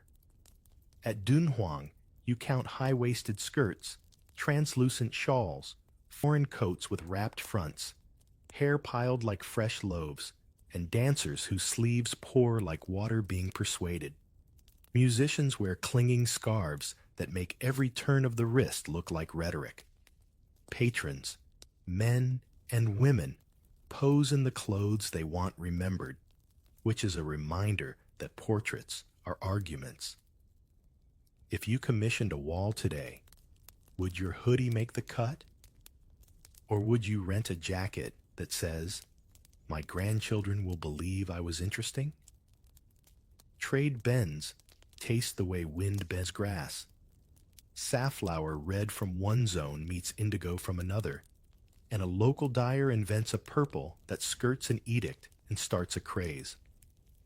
Paper patterns travel faster than bolts, so a tailor in Samarkand can cut a Changan sleeve next year if she keeps friendly with a scribe. Glass beads from the Mediterranean end up finishing a collar in Turfan. In return, silk trim rides west, and suddenly a Black Sea town decides that if your cuffs don't shimmer, you didn't really attend the party. Somewhere, a grandmother says, "We used to do it differently." And somewhere a granddaughter whispers, "We still can, if the price is fair." Headgear is a census. Married hair looks one way, widow's hair another. Turkic felt caps keep brains warm and gossip ready. Uyghur pointed hats lift the skyline by a few neat inches. Chinese court pins say, I passed inspection. Step headcloths say, I plan to breathe in dust and remain charming. In a caravan, scarves are also maps, bright for finding each other in a dust storm, patterned for family markers, ends tucked in when it's business time. A child learns to read these signs faster than letters because reading adults keeps you fed. Gender diversity lives inside these wardrobes, not as theory, but as wardrobe planning. Performers, think Central Asian bards and dancers, play with silhouette on purpose. Waist cinched today, square-shouldered tomorrow, makeup as message, jewelry as punctuation. A trader who prefers a less rigid roll picks the coat that slides between spaces. Neutral colors, respectable cut, belt that doesn't brag but doesn't apologize. Eunuchs in Chinese palaces wear adapted robes that signal service as institution, not as absence. And they carry fans like portable, polite force fields. On the street, you spot someone whose clothes refuse to answer your quick category. The road has room. The tailor always did. Textiles double as savings accounts, and women run the bank. Dowry pieces include durable weaves for wear and sacrificial beauties for pawning in thin seasons. A mother evaluates a brocade by crinkle and suspension. Does it fold small for travel? Does it spring back with dignity after a week in a chest? She treats lace like a rumor, charming, risky, depending on the source. When she passes a bolt to her daughter, she passes instructions. Who will buy? Who will try to underpay? Which dye house lies about second rinses? Cloth is memory you can iron. You keep seeing pockets where you don't expect them. Hidden ties under a sleeve secure keys. A pouch stitched into a sash keeps amulets and receipts. A fold at the breast holds a needle kit because life attacks with loose buttons. On long rides, a woman tucks a small knife where the wrap overlaps. Not for drama, for apples. A veil becomes a sunshade for a horse's eye. A child's cap becomes an emergency bowl. A dew-wet scarf cools a fevered brow long enough to find help. Fashion here passes the road test. If it can't cook, carry, or comfort, it gets retired, no matter how famous it was in the capital last spring. Late light turns dyes honest. Madder red glows. Weld yellow softens. Indigo deepens tonight. And you realize you've been reading a living archive. Laws tried to set borders. Looms kept drawing bridges. Some mornings, the bridge leans toward piety, some toward pride, some toward pure weather-based common sense. But every thread keeps a record of who met whom, who learned from whom, and who refused to be uncomfortable merely to make a clerk happy. You adjust your scarf, practical, slightly vain, and step toward the sound of hooves again. By the time you catch up with a caravan, the road has already rearranged your expectations. You thought of traders as grim men with long beards counting coins. Instead, you find families, and the first person to greet you is a woman balancing a water jug and a joke at the same time. The caravan is not just a convoy of camels, it's a moving town. Every load creaks, every bell argues with the wind, and in between are households on the move. You see women striding beside the animals, adjusting harnesses, measuring the heat by touch on a rope. Children ride in baskets, babies in slings that double as shade cloth, and someone's auntie walks backward while scolding a teenage boy for forgetting to tie his bundle properly. At night, when fires spark in a crescent against the dark, the camp feels like a neighborhood reunion, except the neighbors happen to be from 6 different provinces. Letters from centuries past give you more than rumor. In the Sogdian ancient letters, found near Dunhuang. Wives in Samarkand write to absent husbands along the road. They describe famine, the loss of family property, and the struggle to keep households together while the men are delayed or gone. Behind those lines is a truth you can hear in the crackle of firewood tonight. Caravans depend not just on riders, but on the women who keep the home station working, who manage debts, sell goods, and decide whether a son inherits silk or an empty shed. You realize these are two sides of the same journey. The road and the hearth are stitched with the same thread. Traveling with the caravan means knowing when to be practical and when to improvise. A woman at the edge of camp sews leather patches onto a saddlebag. Her daughter braids rope tight enough to stop a camel from wriggling loose. Later, that same daughter pulls out a spindle and spins wool, gossiping with another girl from a family 2 wagons over. Wool becomes yarn becomes trade, gossip becomes alliance. Spinning circles are as crucial as diplomatic tables. If you've ever sat in a break room and watched a group of colleagues trade stories while fixing snacks, you already know how politics gets braided with routine. Sometimes you meet travelers whose names never made it into official records, but their roles change the road. Think of Rashida, wife of a Central Asian merchant who likely kept accounts and contacts during her husband's absences. Or the unnamed wives of Nestorian clerics who moved from Persia into China. Though unnamed in chronicles, they were the ones who taught hymns, stitched vestments, and reminded their husbands of the exact verse to sing when homesickness threatened to swamp them. Their invisibility in writing is misleading. Without them, the story would have gaps wide enough to swallow a camel whole. There are famous women travelers too, though they sometimes appear only as side notes. When Xuanzang, the Buddhist monk, described his long journey westward, he relied on hospitality from households along the way, often managed by women whose names he didn't record, but whose soup and shelter he remembered. When Marco Polo rambled east, he told tales of noble women in Mongol courts, whose fashion and authority stunned him more than the spices. Yet his pages missed the grind of ordinary wives, walking hundreds of miles, tending fires in sandstorms, and singing children to sleep while the camels groaned outside the tent. The grand travelers wrote books. The quiet ones kept everyone alive. You hear love stories among the wagons, rarely romantic epics, mostly pragmatic unions that made the next mile easier. A widow running a small pack train marries a caravan guard, not for poetry, but for muscle at the pass. A trader's daughter is wed to the son of a dye merchant, their union binding contracts as tightly as their hands.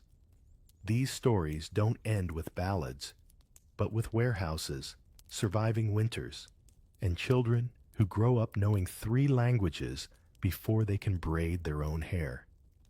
Yet now and then, you catch a gentler note, a poem scribbled by a Persian merchant about his wife's patience on a stormy road, or a Turkic song praising a girl who kept spirits high when rations ran low.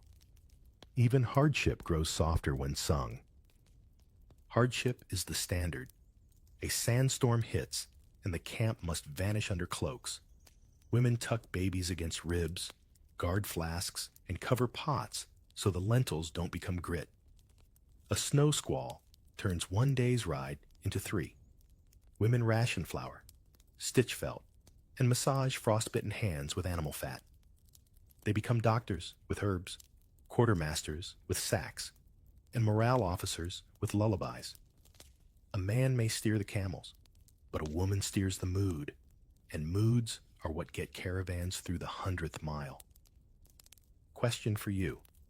When was the last time you realized the person who wasn't in charge was actually the one keeping everything from unraveling. Negotiations happen on the road too, and women play their part. At a river crossing, a matron offers jewelry as deposit for ferrymen. In a hill pass, a mother smooths over tempers by sharing dried fruit with suspicious guards. The deals aren't just about goods. They're about dignity, patience, timing. The art is to pay enough to pass without being remembered as rich. A smile is currency. A story is collateral. The most successful caravans learn to spend both generously, and women are often the ones who know the exchange rate. You linger at a caravanserai, a square of stone walls, stables inside, travelers pressed like spices in a drawer. Women unfold bedding, sweep corners, boil water in copper pots that smell of onion and smoke. Children dart between legs. Someone sells dates at a markup. A girl scratches a poem on the plaster about missing her home garden. Upstairs, a matriarch tallies sales from the last town, adjusting for spoiled goods and lost donkeys. She sighs, rolls her shoulders, and pours tea for her daughters, who are already planning the next bargaining round. No record will mark her as leader, but the walls lean a little her way when she walks by. At night, you hear songs from many mouths: a Persian lullaby, a Turkic chant, a Chinese children's rhyme. They overlap, weaving harmony out of fatigue. A woman tucks a coin under her mat for luck. Another smooths her husband's cloak. Another checks her jars to be sure the lids still seal. The camp sleeps in layers: guards by the gate, merchants by their bales, mothers by their children, grandmothers by the fire. The road hums underneath, steady and indifferent, yet softened for a moment by human voices that insist on making home wherever they stop. The caravan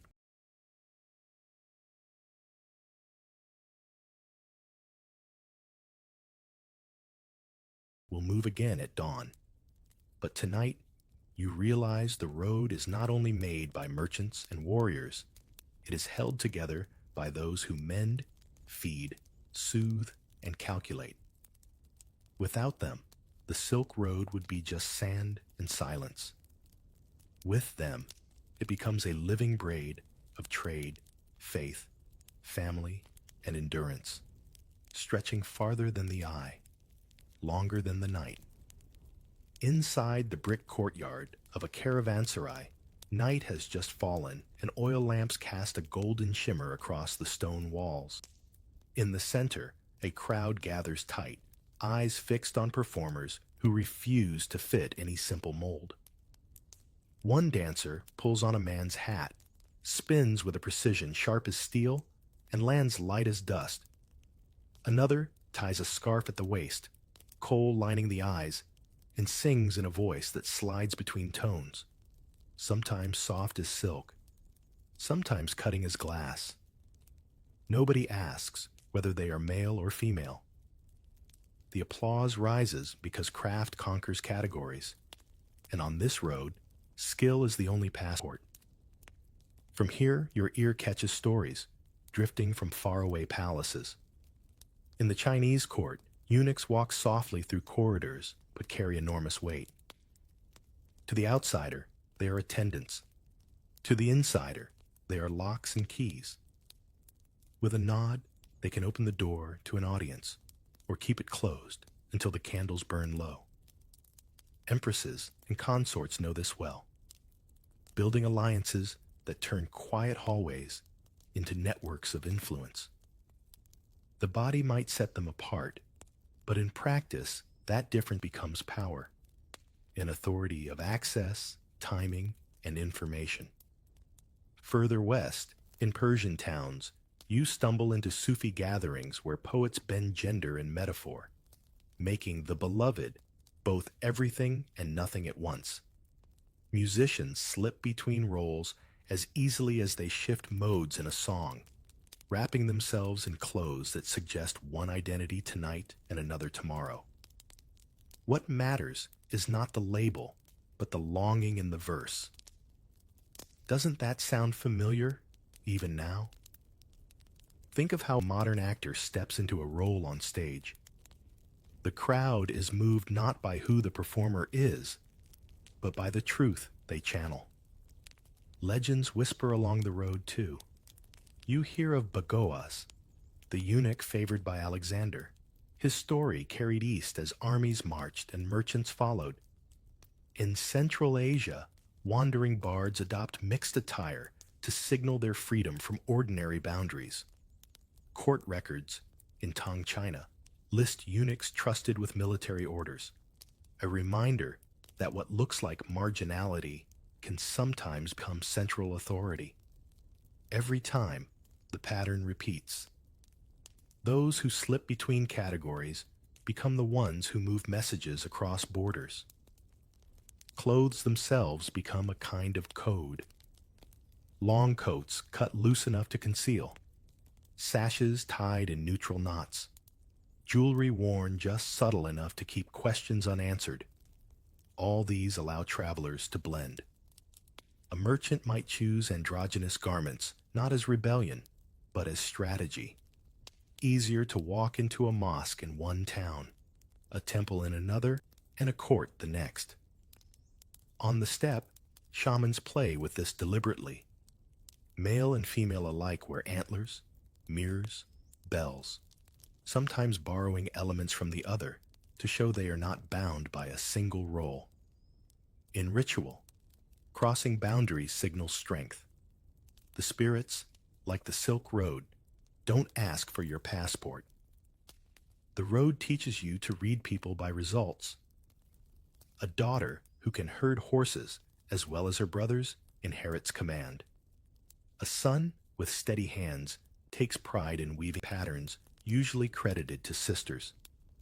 A guard once mocked for his gentle singing voice earns respect when he negotiates safe passage past bandits without drawing a blade. You hear of a merchant called Ant by his companions, not in derision, but in respect for fairness.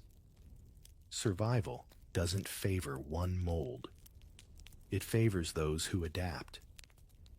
By the time the show in the courtyard ends, the lesson has already landed. The dancer unties the scarf. The singer wipes away the paint. Laughter rolls out like coins spilled on stone. The crowd drifts toward their fires, but the echo lingers.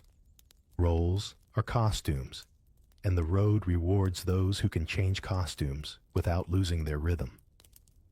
You sip your tea, a little cool by now, and realize that what keeps the Silk Road alive is not just trading goods. It's the freedom to improvise, to bend and shift, to walk through doors the rigid could never open. The road carries more than grain and silk. It carries whispers, and those whispers are love stories.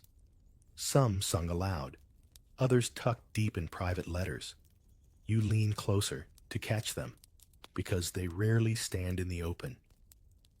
In one market, you hear of a poetess from Samarkand who laced her verses with affection for another woman, disguising it in images of night-blooming flowers and the shimmer of moonlit water. The audience clapped for the beauty of her lines, never naming the truth hidden in the metaphors, though some surely understood. Further east, in Tang, China, stories tell of courtesans who held salons where women wrote for women, ink on silk that blurred friendship and desire. These scraps of poetry survived not because they were shouted, but because someone quietly folded them into collections where censors forgot to look. Caravans carried not only bolts of fabric, but human loneliness. Travelers, away from home, found solace in fleeting bonds. At an oasis inn, you notice two guards leaning against the same wall, sharing figs, their laughter pitched low so it doesn't wake the animals. Tomorrow they'll walk apart, one toward Kashgar, one toward Bukhara. But tonight, the road makes space for their small companionship. Some tales record merchants who took second wives or lovers in distant towns, relationships that stitch together alliances as much as hearts. Others tell of brief romances that never made the return journey, but stayed etched in memory, like initials scratched into caravan zirai plaster. The Mongol era leaves traces too. Chroniclers speak of Princess Kutulun, famed for wrestling every man who sought her hand, declaring she'd only marry the one